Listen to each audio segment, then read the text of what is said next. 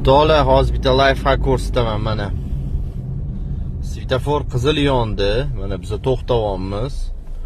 Ko'pchilikning qiladigan xatosi avtomat korobkada D da qolib ketadi. Buni N ga olib qo'yish kerak mana neytralkada.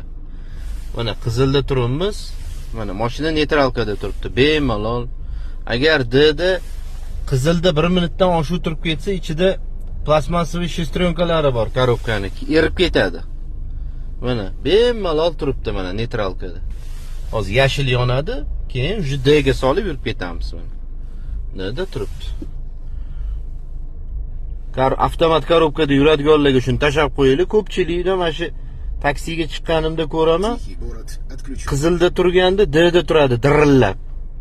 Mashina nagruzkada turadi-da, mana yashil yondi mana. D ga uramiz. Ana endi ketdik.